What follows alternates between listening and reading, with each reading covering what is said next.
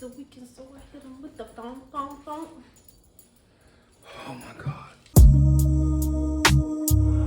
Unless you want me to. Hi guys, welcome back to my channel. It's all things Lex, or Alexia, if we shall. This is my boyfriend Brandon. He's been featured on my channel several times. Everybody give a round of applause for Brandon. Woo! We are coming back with another video, a more interesting video, because I know on my Instagram page, if you follow me on there, you should definitely be following me on Instagram to get a lot of the behind the scenes before I put out vlogs. But my Instagram is alexia.elaine, and of course it'll be linked below, and he'll more than likely put it up there on the screen. Where are you gonna put it? Like right there or right there? Just please move on. Please. We have gotten several questions about our relationship, and I have on my Instagram page relationships, as in that's something that I will be talking about a lot on my Instagram and on my YouTube channel. And of course we put out 2 videos so far on our specific relationship, but we also wanted to dive into giving relationship advice. This advice comes with a disclaimer. We're still in our 20s. We don't know what we're doing half the time. But this is what's worked for us, and hopefully it'll work for you. The most common question we get is, how do we live each other? What's it like living with each other? What do you recommend for living with your significant other at such a young age? And we're going to unpack all of that, okay? So, how soon is too soon to move in with your significant other? For me, I don't think you can really put a timeline on it. Mm-hmm. I think it's more so just a feeling. Like, when you know, you know. I mean, obviously it's good to have conversation with your significant other about everything that entails moving in together. Being able to put together you time versus us time versus, everything else under the sun. Those types of conversations are necessary, but at the end of the day, it's just about how much you love each other and how willing you are to continue to work with each other.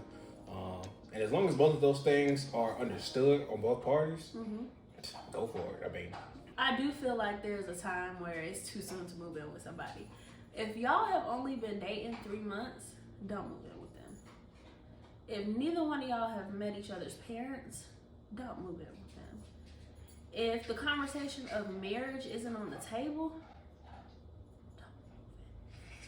okay, that's fair. because at the end of the day, this is a serious commitment. Like, this is the step before engagement or marriage or whatever you want to call it. Most people don't even move in with each other until they're engaged or married. So if you're neither of those, don't move in with them unless it's serious, because at that point you're just wasting your time. For me personally, my advice to y'all would be to, like I said, wait until you have that serious conversation with your significant other. If you guys are talking about marriage, then cool. If you guys have been with each other long enough for you to see them in every season of their life, sad, angry, up, down, like if you've seen them in every season. Please let me get your dog some water before she made me lose my mind. Because just licking the ball, hoping something come out of it.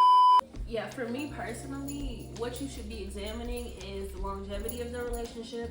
If you've seen them in every season of their life, if you know what it looks like when they're sad, angry, broke, rich, or up in general, you need to be able to see them in every season of their life, meet their parents, know their family situation, and just really know this person. Right. Before you move in with them, because when you move in with them, you're going to really, really know them. And you need to make sure you have as much information possible on this person before you start sleeping next to them. That's potentially dangerous, friend. So I would say gather as much information on this person as possible and see if you're compatible enough to live with each other. So just pay attention to stuff like that. Make sure you're definitely examining and knowing this person before you move in with them, so that way you can really get to know them once you move in with them. And make sure it's on the path to marriage or more. What advice would you give about moving in with your significant other? I guess I'd say patience. is key for it specifically. And patience obviously is needed in every aspect of life, but especially when it comes to moving in with somebody. The willingness to try and the willingness to keep trying, because like we was just saying, it is going to be a culture shock to begin with, a huge culture shock. You got to figure out how to share a lot, obviously. And so it comes down to sharing things you didn't think you would have to share, like cranberry juice. It just stuff like that, you know. So he's so serious about his I'm very like. I just went and bought something to make about that cranberry juice, boy. Like I said, just have that willingness to continue to try and recognize that your love and the love that you guys have for each other supersedes the small stuff. If you've had a rough day and you come home and your significant other, for whatever reason, left the clothes in the dryer and forgot to fold them. He hates that too. Why are you getting so personal? Why are you getting so personal? I said we had to be real, so I'm trying to be real. They asked. Realize that at the end of the day, everything that you do, everything that you say, all of those things, it has a lasting impact because that person's not leaving. That person's not just gonna. It's not something where you can just say, "All right, I'm just gonna blow off some steam. I'll see you tomorrow." Let's talk about it. So you have to take that into account in everything, whether you guys are having up, whether you guys are down, what every decision that you make and the words that you choose to say in the heat of the moment, they have a lasting effect. You're going to be sleeping with that person, literally. Listen. So yeah. For me personally, I got a slew of advice for y'all. I don't even have to look at my phone. I don't have notes, but just follow along with me. One, if you're a woman and you're a Christian woman, learn how to do these things before y'all walk down the aisle. And that is, learn when to sit there and shut up. Learn how to sit there and shut up. Stop talking. Like, I can't explain to you how much easier this will help your relationship. And I mean it in a sense of, don't mute yourself. Don't suppress your emotions. Don't not communicate with your significant other about what's bothering you. But learn when too far is too far. Learn when to stop nagging. Learn when to let that man be a man. And that's across the board, no matter what age you are. That still stands. Learn how to let that man be a man. If that man want to play video games and he's still taking care of his duties around the house, he's still making sure you're okay. He's still, paying his, side of the bills. He's everything is good. You gave him a to-do list. He checked everything off. If that man want to play video games, let him play video games. If he want to go out with the boys, let him go out with the boys. Okay? Learn how to sit there and be quiet. That's literally the advice my dad gave me, and it's helped our relationship so much. Because it's so easy for you as a woman to get wrapped up in perfecting everything around the house, making everything look good, making everything smell good, and thinking that your significant other should have the same mindset as you. But if you're in a heterosexual relationship, it's a guy and a girl, he's gonna think differently from a woman. He's gonna do things differently from a woman. How he takes care of a house is gonna look differently from how you take care of a house. You're focused on decor, washing dishes, folding clothes, cleaning. That's not what he's focused on. He's focused on making sure all the bills is paid. He's focused on providing. He's focused on making sure you got food in your stomach. And you guys aren't always gonna see eye to eye on what goes on around the house, and that's okay, but that's where the communication piece comes in. When you move in with that person, communicate. Know when to stop nagging. Know when to stop BSing. That's why I say sit there and be quiet. But as far as communicating, efficiently communicating, do that. Do that too much. Yeah. Because that's gonna help you out more in the long run. It's gonna help you in your personal relationship, but it's also gonna help you guys collaborate and know how to run the house together. Right. Keep everything in order. Sort of like running a household is like running a business. And in business, you communicate. So in your relationship, while living together, communicate. I guess the last one would be Well, this is gonna be hard too, coming from a Christian, but make sure y'all are setting aside time for each other. What was that? Oh, okay. Anyway, but no, to that point, balance is key, especially when it comes to setting aside time for each other. That's what you did. Mm-hmm. So, but yeah, no, balance is key. And so to all my guys, if you happen to be watching this, you know, the same time that you say, you know, I want to go do my own thing, I want to go do God things, I want to be a man, I want to hang out with the boys, I want to play video games till 4 o'clock in the morning. You also got to understand that on some nights you just can't do that. Mm-hmm. And you gotta say, like, you know what, 3 nights in a row I played till 2-3 a.m. Maybe the next night or the next 2 nights we just watch some movies and chill out in the bed until we fall asleep, kind of thing. Mm-hmm. Because balance is key. So setting aside time for each other in a pleasurable space and a non-pleasurable and an intimate space, just things that y'all can do together. It continues to keep the love going. It continues to keep the fire alive. Mm-hmm. And it's just overall better, because I mean, at the end of the day, in the most PG way that I can explain it, that controller not gonna give you what she can. Put it like that. And that's not even, the game is a example for whatever you do. If Brandon plays the game, but if you go play basketball, if you hang out with your guy friends, if you go to the club until 2 or 3 a.m., which I don't know, that's a different. But whatever your hobby is that you like to do, make sure you have a healthy balance of it, because your hobby is your you time. You know, that's for you. That's going to help you and your mental health out. And, you know, while in a relationship with somebody, you always want to grow as an individual while growing in your relationship. But that's a separate conversation for a separate video. Mm-hmm. Just making sure you're setting aside time for yourself and making sure you set aside time for your significant other. It's as simple as that. What advice would you give on how to handle arguments while living together?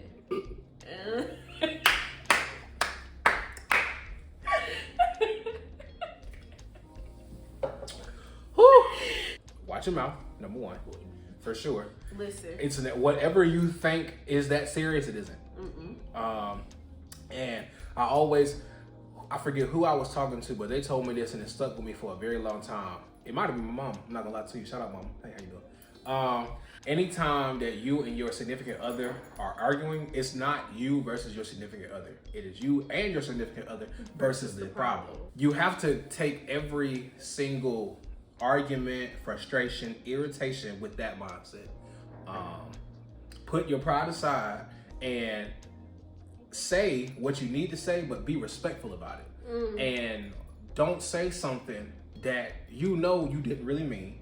Don't say something that you feel you might regret, and don't say something that could put your relationship up in the balance. Because it's, like I said, it's whatever you think is that serious, it is not. Now, obviously, this does not apply to certain situations. For me, that'd be cheating. No, if you cheat, I'm gonna let you know that you cheated. However, I decide to tell you that you cheated. But if we're arguing because, okay, prime example. So yesterday, literally happened last night. It did. Basically, long story short, I'm the type of person where I'm doing something, if I'm taking care of something around the house and I finish the task, or if it's something that you would like input on, please come and talk to me before I finish. Because after I finish, that has been checked off of my mental checklist. I don't want to have to deal with it no more. So yesterday was Tuesday. You know, at our crib, we usually do Taco Tuesdays. Well, I made a huge plate of spaghetti on Sunday. Pretty much throughout the week, that was going to be, if I didn't feel like cooking or she didn't feel like cooking, that's what we ate. And so yesterday, she said that she specifically wanted to eat spaghetti. For me, I said, that's fine, but I know that I still want tacos. So I'm going to make myself the food that I was going to make to eat my tacos. So I finished making the food. I'm setting it aside so that I can go and do something else music related. And then I'm going to come back and make my tacos. I'm talking about, I finished making the onions and peppers, finished the chicken, everything. Everything is literally done. I have washed all of the pots and pans, and I even cleaned off the counters and everything. I probably sat down maybe 5 minutes and started doing stuff music related. And she comes in and asks me to cook her a quesadilla. You would have thought somebody came in and called me a put it like that. That's how irritated I got. but I didn't say anything. And mind you, let the problem fester. And I didn't exactly, and that was wrong. And then we ended up getting into like a semi-argument about it 4 or 5 hours later, and it all could have been avoided if immediately right then and there I had just said, I really don't feel like making you a quesadilla right now. I just finished. It's not that deep. Or after I got irritated, still acknowledge, hey, I'm gonna still make this, but just know that's irritating me because X, Y, Z. That's how you handle a situation like that. And that would have been better for me because now I know, okay, can you make me something just in case I want it so that I don't have to come back and ask you? But the whole point of the argument was we went 4 or 5 hours going back and forth, back and forth, back and forth. When 4 or 5 hours ago, you could have just told me, I'm upset that you made me make you a quesadilla. It was as simple as that. Yeah. 5 hours for a quesadilla. And so you think about it, like we've been continuously working on our communication since we got into a relationship, and obviously we still have hiccups because this happened. Imagine how angry you're gonna be if you come home and the clothes that you were supposed to fold didn't get folded. Or you come home and there's people over there that you wasn't aware of. Anything. And so anything. Like it could be anything that you think of that would be astronomically worse than a quesadilla. It can happen. So how are you gonna handle it? So yeah, and like I said, we say all of that to say communication is everything. Learn how to communicate. Learn what your partner gets offended by. Learn what your partner is willing to accept. All of those types of things. And again, just continue to be respectful and recognize that it's never you versus them. It's just you and them versus the problem. Keep it real cute. Like, no matter how angry you get, and mind you, last night I was pissed because I'm like, this all could have been avoided had you just spoke up. I was pissed. Did I call him out his name? Did I raise my voice? Did I disrespect him? I sat there and did what? Because it wasn't worth it. It was a quesadilla. Right. Am I gonna let a quesadilla ruin my relationship or have us walking around pouting for 3 or 4 days? No. Learn when to sit there and be quiet, okay? Learn how to let stuff go. Don't sweat the little things. The little things, I know the little things add up, and if it's frustrating you to a point where you're starting to get really irritated, then speak up about it. But don't sweat the little things. Try your hardest not to sweat the little things, because if you focus on the little things so much, you're not gonna be able to handle the bigger picture. And yeah, come on, talk on them. Go crazy. Yo. And I mean, I'd probably even take it a step further because obviously I want, this content to be different from the rest. Right. And so a lot of people will probably give you the exact same answer we just gave you. And your next question that you're probably thinking is, okay, well, how do I do that? You have to be comfortable with being uncomfortable. You have to, in order to get the results that you've never received, you have to do the things you've never done. If you get met with something like this scenario and your initial reaction is, I'm not gonna do all that. That's too much. That's a mindset that you gotta change because it's bigger than that. If you are genuinely looking for something that you can consider to be forever, it's bigger than than that small moment of excess pride. It's bigger than that. And you just have to force yourself to sit in that situation. Now, obviously, if you know that you're to a level of anger where nothing productive is going to come out, say that. Right. But if you know that you could have a productive conversation, but you're trying to avoid it because you don't like this confrontation. Or that this motherfucker got me fucked up like that. He should know he got me fucked up. How he gonna know? You and him have to make up in your minds, or you and her, or you know what the hell I mean. Y'all have to make up in y'all minds that what we have is bigger than what we're going through. Wow. So preach, Mr. Kyle. Yeah, but just don't sweat the little things, and I'm glad that he gave you an excerpt on how to not sweat the little things. If you find yourself getting easily irritated, agitated, constantly anxious about whatever, I suggest therapy. Both of us being in therapy has significantly helped our relationship. And I would definitely recommend therapy to anybody breathing because therapy can't do anything but help. Yeah. It's not going to hurt you. If the situation needs space, take that break to cool off, but don't let that break go on too long. If you know you're about to say some like foul, take a moment to just step into the bathroom, go into the living room for a few minutes. Really, really think about what you're gonna say, and then come back. Right. Now, honestly, that's just about it, y'all. It's really not too much more. Other than that, I'd be rambling, and I'm not gonna bore y'all. It's real. It's easy steps, but it's difficult work. Yeah. We can tell you the steps, or you can go on another YouTuber's page, and they'll tell you the steps till they black or blue in the face. Putting in the actual work and doing it on a daily basis, that's where the hard part come in. And you'll never know until you get that type of experience. So I'm letting you know now, you can go ahead and try it, but not many people last while living with each other. You see so many people live with each other and break up. And it's because there are so many issues with the foundation of the relationship. And that's another thing. If y'all living together, are you praying together? Come on now. Because if God isn't at the center of the relationship, more than likely gonna crumble. Because you don't have a higher being. You don't have anybody guiding your steps. You don't have anybody like to pray to and ask for. Literally, you can pray and ask for anything. You can pray and ask God, please allow me to shut up right now. Right. You can pray and ask God, please allow me to be more honest and open in my relationship. Man, God, please help me. If you're not praying, it's not gonna work. Yeah, like you hit the nail on the head. Prayer is everything, and then everything else we already covered. So okay. Now, I saved this last because I thought it would be cute, but what are the pros and cons of living with me specifically?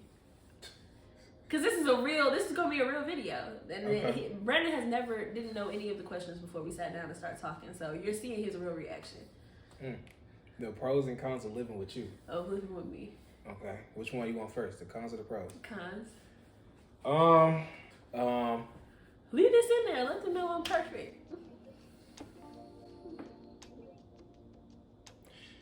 And all right, I guess you could say pet peeves, but Okay. like no real cons of saying like, oh, I wish this would change about you. If I wouldn't change anything about you. Otherwise, I wouldn't. I don't think the things that we deal with on a regular basis, they're never serious enough to say like, I hate this or I wish you would change this. Okay. For me, it's like there aren't really any cons. Now, pet peeves, okay. Pet peeves. I genuinely cannot stand when you put dishes in the sink and do not put water on them. For me, I slightly have an OCD when it comes. I ain't coming over here no more. I ain't saying hi. I ain't do nothing. I ain't doing nothing. Do you want my answer? I don't like when you put dishes in the sink and don't put water on them if you're not gonna wash them immediately. A pet peeve of mine would be when you leave lights on, because you have a tendency to leave lights on or leave lamps on after being done in the room, and that's perfectly fine, except for the fact that run up the bill that you pay. And that frustrates you. Cause it just be like, we don't need that. That money could be used elsewhere. Next. You just be extra sometimes. I think it's just naturally you to do extra stuff. Prime example. So yesterday with Lilo, our dog, our beloved dog, whom we still barely know the breed of, but that's another story for another day. Yesterday, Lilo basically had a very big box that was full of all of her stuff. And were you looking for something specific, or what was the case? You were looking for Neosporin? No, Neosporin. We took her to a dog sitter, and she came back with like a rash or a scratch of some sort. So I was looking for the Neosporin to put it on her stomach. So she was looking for that, and obviously she immediately looked inside the dog box because the dog was the last time we used the Neosporin. So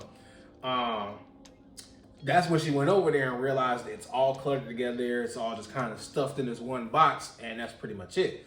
So she tells me that she's gonna go and get the dog some containers to put all of the things in. And my thing was, if it's not something, Like, if it hasn't been used in months, it's not going to all of a sudden start getting used every day, every other day, barely once a week. But my thing is, just because we don't use it every day don't mean we don't want it. You keep your DJing speakers. You don't use them every day. But they important to you. Oh, so now you being funny. Now you pulling my leg. Her toys mean something to her. The toys that she don't use mean something to her. Yes. Right. You know what means something to her? What? Getting hugs every damn day. Eating, drinking water, and laying on the blanket that she so effortlessly loves. That's really it. She don't need nothing else outside of that. She don't even ask for nothing else. Anytime we get her a chew toy or anything like that, she play with it for a couple days, and that's it. And then That's it just 'cause takes she's a up space. child. God willing, we make it to the point of marriage and kids. You gonna hoard all of the kids' toys from day one up until 5 or 6 when they physically can't fit in it or can't hold it no more? Yes, because I'm getting ready for the next kid. What if we get another dog? I'm gonna need all the stuff from the first kid to use on the second one, like a hand-me-down. I'm sorry, I just had to process. I just foreshadowed a lot of stuff that just happened now. Like, wow. Okay. So that's your mentality. Yeah. Keep it in case there's another one. Yeah. Right. Okay. And we ain't even got to use that. It could be anything. Trying to get color coded plates and bowls and towels to make sure they're all the same color. That's me being a woman. That's you being extra because it's not necessary. That's me being a woman.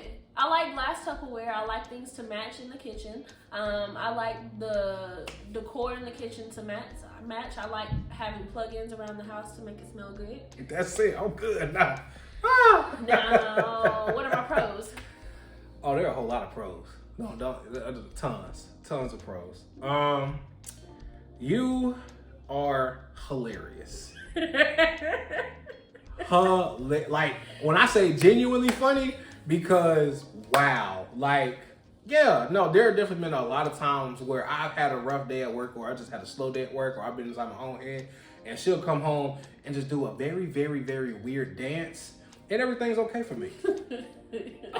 So I mean, that's a pro for me. You push me to be a better version of myself daily.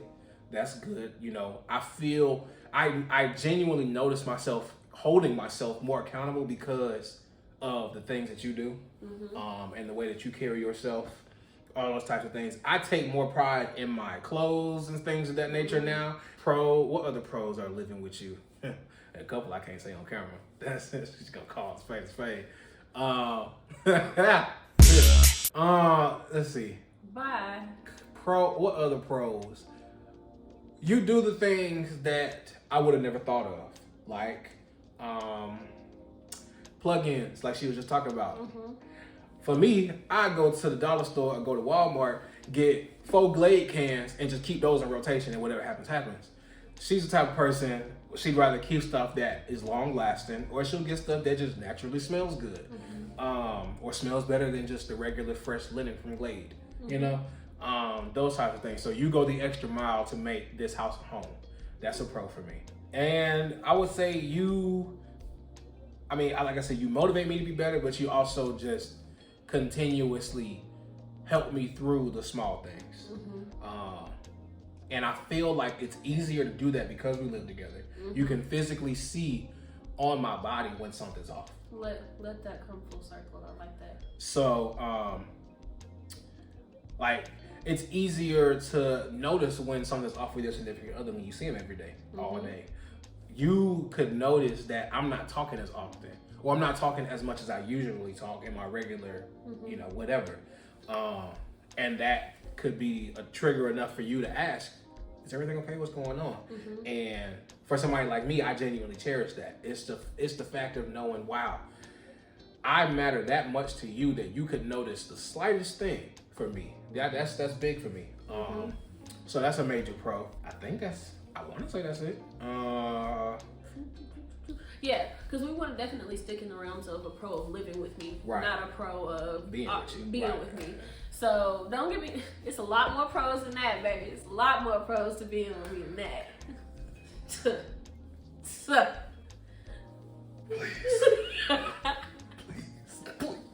just finish. Cons of living with you. Oh, I gotta go? Okay. You going on there. Go ahead. Lay it on me. It ain't much, so you might as well just go ahead and get out what you can.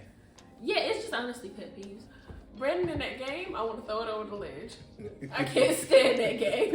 That game is definitely a pet peeve. It is a trigger. I do not like that game. I got stain Honestly, I really don't have too many pet peeves. outside of the game. Yeah. I really don't like that game. Now, pros, Brandon makes sure all the bills are paid on time. Brandon is so proactive when it comes to taking care of stuff around the house. Like, if I need something done, like taking out the trash or helping me with laundry, he definitely does that. He takes care of Lilo really well while I'm at work. He's gotten her into a really good routine, and it's starting to work really, really well for us. She's doing amazing now compared to what she was at the beginning, and he really stuck in there because she's if you didn't know, she's like my emotional support animal. So she really helps me out mentally, and he knows that, so he really sticks beside her.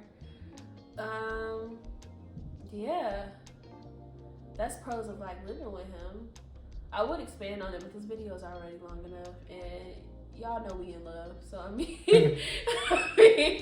we could sit here and go on and on forever, but I thought it was a cute way to wrap up the video because, when you are living with somebody, know the pros and the cons.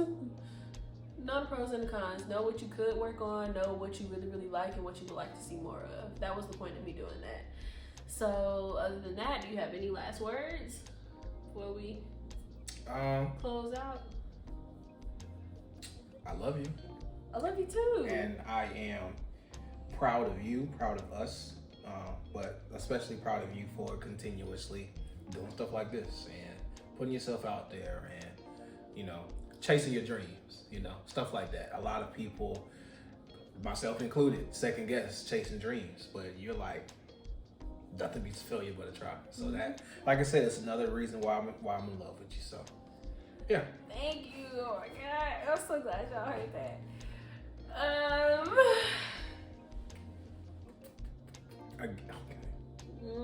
Okay. Thank you guys for tuning into this video. I really, really hope the things that we said is going to be beneficial for you and your household. If you haven't already, make sure you like, comment, and subscribe to my channel if you want more content like this. Go ahead and check out the other videos on my channel. Just browse. See what you like. And make sure you follow me on all my social media handles to keep up with me outside of YouTube because I definitely post more frequently on there. Other than that, I will see you guys in the next video. I just can't help it, babe. When we